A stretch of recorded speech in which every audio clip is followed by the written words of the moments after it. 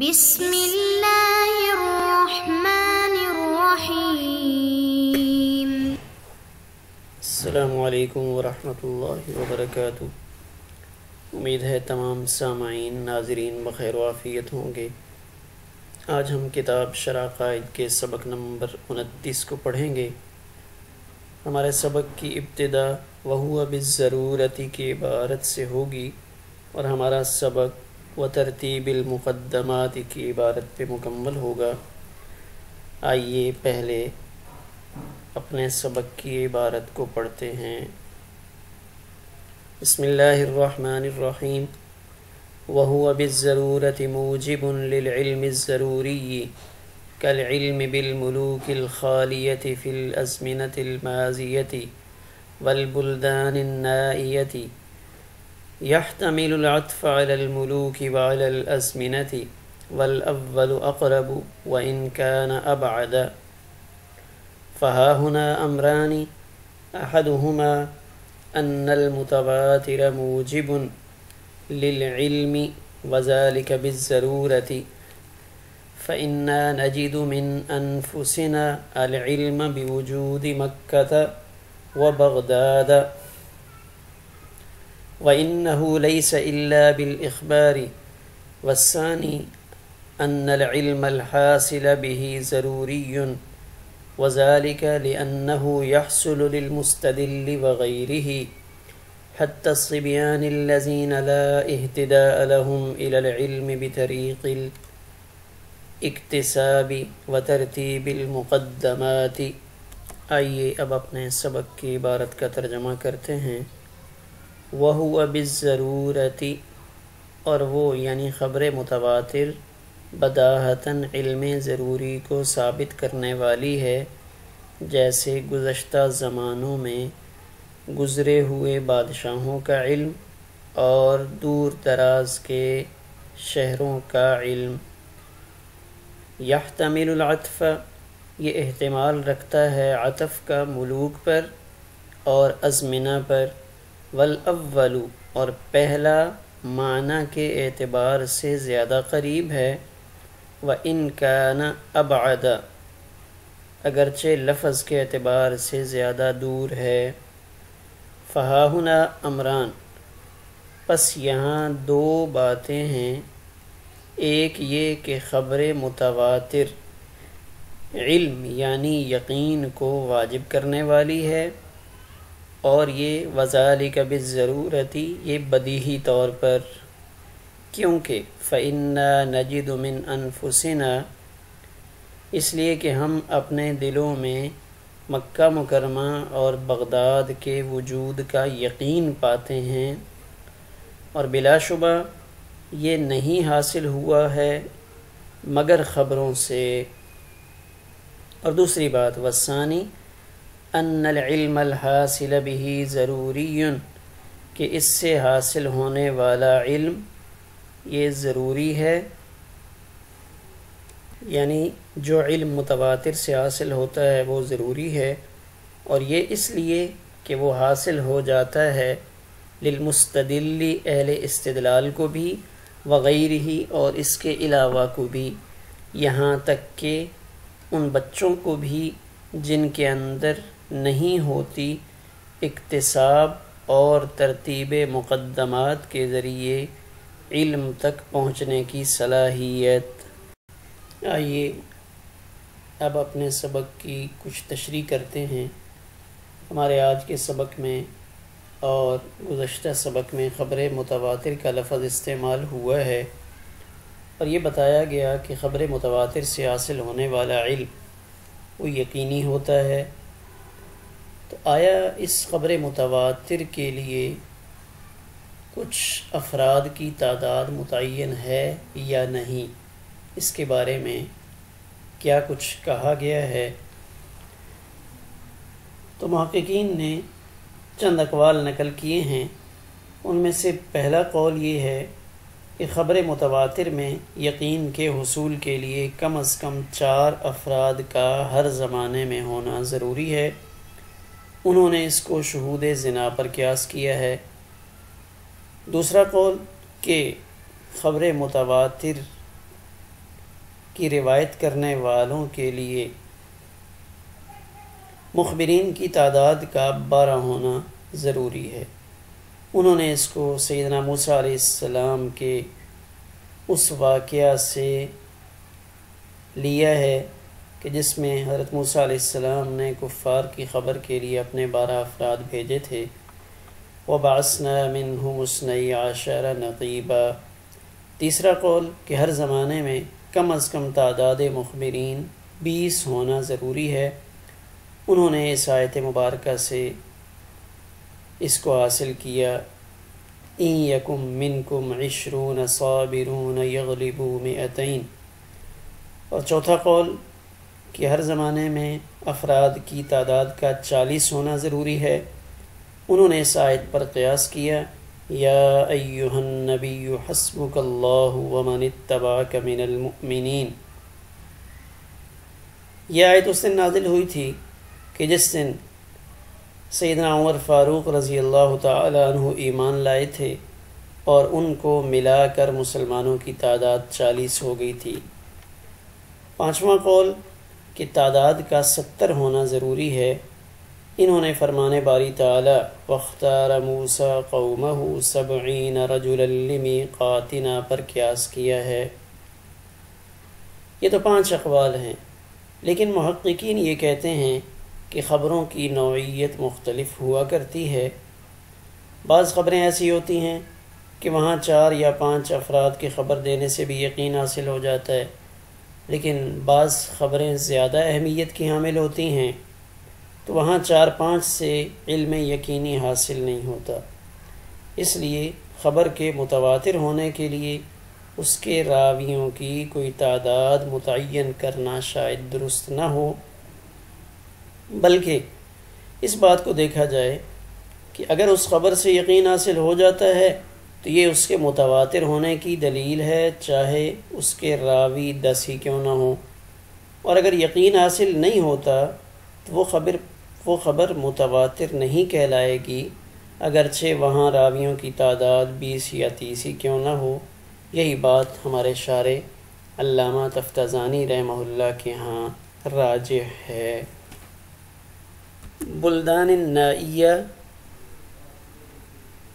اس کی مثال کے طور پہ شارح نے 2 لفظ ذکر فرمائے، مکہ مکرمہ اور بغداد۔ تو یہ دونوں معروف مقامات ہیں۔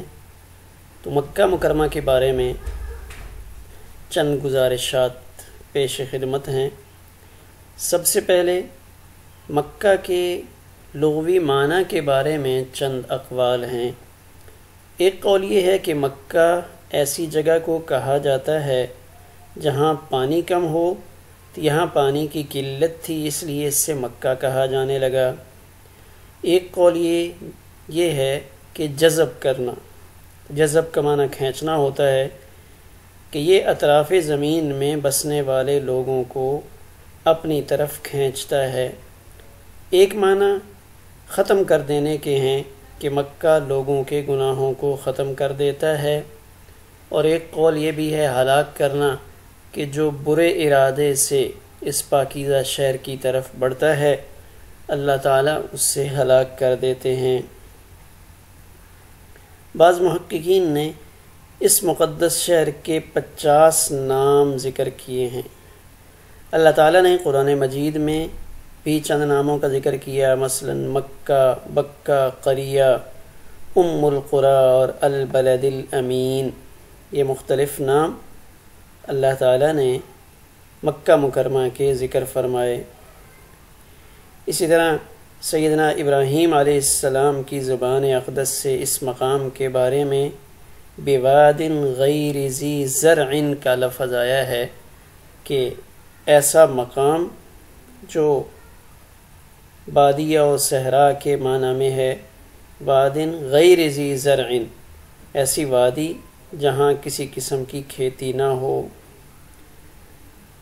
تو اب ایک لفظ ہے بکہ اور ایک ہے مکہ، للذی ببکۃ مبارکا وہدی للعالمین۔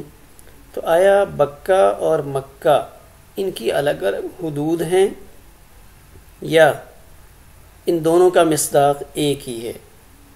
تو اس کے بارے میں مختلف اقوال موجود ہیں۔ ایک قول سیدنا عبداللہ ابن عباس رضی اللہ تعالی عنہما کی طرف منسوب ہے کہ فج سے تنعیم تک کا علاقہ مکہ کہلاتا ہے اور بیت اللہ سے بطحہ تک کا علاقہ بکہ کہلاتا ہے۔ امام شعبہ ابراہیم نخعی کے حوالے سے نقل کرتے ہیں کہ بیت اللہ اور مسجد کا نام بکہ ہے۔ امام زہری کا قول بھی یہی ہے۔ اکرمہ اور میمون ابن مہران کا قول ہے کہ بیت اللہ اور اس کے ارد گرد کا علاقہ بکہ ہے، اس کے باہر کا علاقہ مکہ ہے۔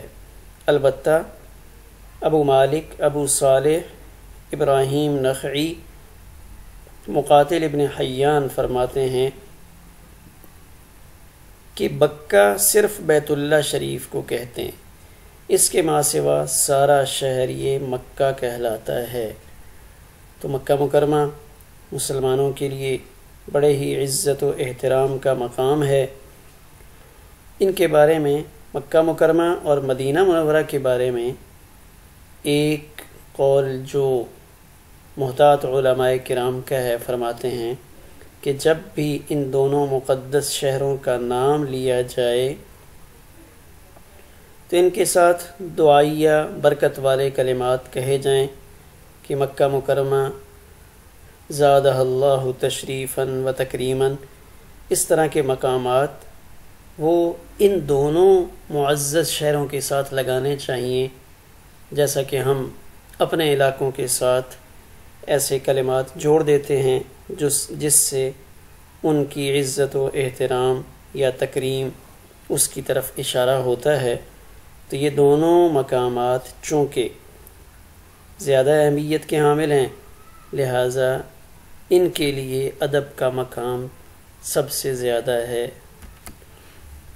بغداد ام البلاد تاریخ اسلام کا ایک بڑا معروف شہر ہے جو عراق کا سب سے بڑا شہر کہلاتا ہے۔ عرب دنیا میں قاہرہ کے بعد شاید بغداد دوسرا بڑا شہر ہے۔ دریائے دجلہ کے دونوں کناروں پر آباد یہ شہر خلیفہ ہارون الرشید اور مامون کے قائم کردہ دارالترجمہ کا شہر تھا۔ ایک زمانے میں علمی دنیا کا بہت بڑا مرکز تھا۔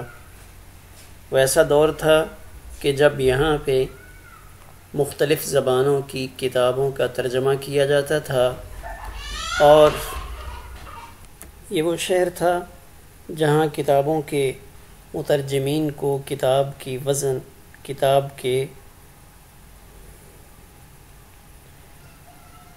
یہ بغداد وہ علمی مرکز تھا جہاں مختلف زبانوں کی کتابوں کا ترجمہ کیا جاتا تھا، اور وہ علوم و فنون عربی زبان میں منتقل کیے جاتے تھے، اور مترجمین کو بطور انعام اس کتاب کے وزن کے برابر سونا دیا جاتا تھا۔ یہ عظیم الشان علمی مرکز تھا۔ اس کی بغداد مستعصم باللہ جو 37ویں خلیفہ ہوئے ہیں عباسی دور کے، ابو جعفر منصور نے ایک چھوٹے سے گاؤں سے رکھی تھی، اور چند عشروں میں یہ شہر دنیا کی بڑی آبادی والے اور عظیم شہروں میں شامل ہو گیا تھا، اور ایک زمانے میں بہت بڑا علمی مرکز رہا۔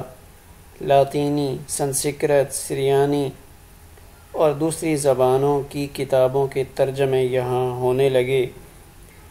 یہاں کئی مشہور ہستیاں موجود رہیں۔ جابر ابن حیان جدید کیمسٹری کا بانی، الخوارزمی الجبرا کا بانی، الکندی اور الرازی مشہور فلسفی، الغزالی مشہور مفکر، ابو نواس عظیم عربی شاعر۔ تو اس طرح کی عظیم ہستیاں یہاں موجود رہیں۔ خصوصاً شیخ سعدی جو فارسی کے بہت بڑے عظیم شاعر ہیں، انہوں نے یہاں مدرسہ نظامیہ میں تعلیم حاصل کی تھی، اور انہوں نے سقوط بغداد کا تذکرہ کیا تھا یا اس سانحے کو تحریر کیا تھا. تو یہ وہ بغداد تھا جو کسی زمانے میں علمی دنیا کا مرکز رہا اور ہلاکو خان کے منگول سپاہیوں کے ہاتھوں یہ تہ و بالا کیا گیا اور ایک بڑی تعداد میں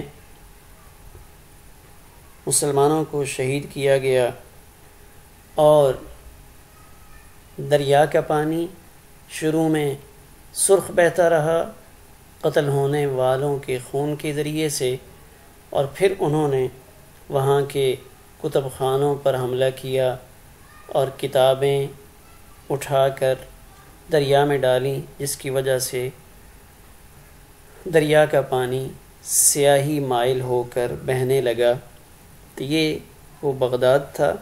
ایک قول بغداد کے بارے میں یہ بھی کیا جاتا ہے کہ یہ اصل میں باغ داد تھا، کہ یہاں کوئی باغ ہوگا جہاں نوشیروان عادل وہ اپنی عدالت لگاتا تھا یا اپنا دربار لگاتا تھا، اور یہاں بیٹھ کر وہ لوگوں میں انصاف کیا کرتا تھا. خبر متواتر سے حاصل ہونے والا علم. تو خبر متواتر سے حاصل ہونے والا علم ضروری ہوتا ہے، نظری اور استدلالی نہیں ہوتا، کیونکہ یہ علم جس طرح ان لوگوں کو حاصل ہوتا ہے جن کے اندر نظر و استدلال کی صلاحیت ہوتی ہے، اسی طرح ان کو بھی حاصل ہو جاتا ہے جن کو یہ صلاحیت نہیں عطا کی گئی ہوتی. یہاں تک کہ وہ بچے جن کے اندر نظر و فکر اور ترتیب مقدمات کے ذریعے علم حاصل کرنے کی صلاحیت نہیں ہوتی، ان کو بھی ملتا ہے. لیکن اگر یہ علم نظری ہوتا تو ان لوگوں کو حاصل نہ ہوتا جن کے اندر نظر و استدلال کی صلاحیت نہیں ہوتی. یحتمل العطف، یہاں ماتن رحمہ اللہ کا قول والبلدان النائیتی، اس کا عطف الملوک الخالیہ پر بھی ہو سکتا ہے اور الازمنۃ الماضیہ پر بھی ہو سکتا ہے، لیکن پہلا احتمال معنی کہ زیادہ قریب ہے، اگرچہ لفظ کے اعتبار سے زیادہ دور ہے، اس لیے کہ صورت میں دو مثالیں ہو جائیں گی اور دو علم بہتر ہیں ایک علم سے، اور دوسری صورت میں صرف ایک مثال بنے گی. نیز دوسری صورت میں الخالیت فی الازمنۃ الماضیہ اور البلدان النائیہ، ان دونوں میں سے ایک کا لغو یعنی بے فائدہ ہونا لازم آئے گا. کیوں؟ اس لیے کہ زمانہ ماضی میں گزرے ہوئے بادشاہوں کا علم تواتر ہی سے حاصل ہوا ہے، خواہ وہ بلاد بعیدہ سے تعلق رکھتے ہوں یا بلاد قریبہ سے، لہذا اس کو بلاد بعیدہ کے ساتھ مقید کرنا لغو کام ہوگا. اسی طرح بلاد بعیدہ کے بادشاہوں کا علم بھی خبر متواتر سے حاصل ہوا ہے، خواہ وہ زمانہ ماضی کے ہوں یا حال کے، لہذا اس کو الخالیتی فی الازمنۃ الماضیہ کے ساتھ مقید کرنا بے سود اور ایک بے فائدہ عمل کہلائے گا. ہمارا آج کا سبق اسی پر مکمل ہوا.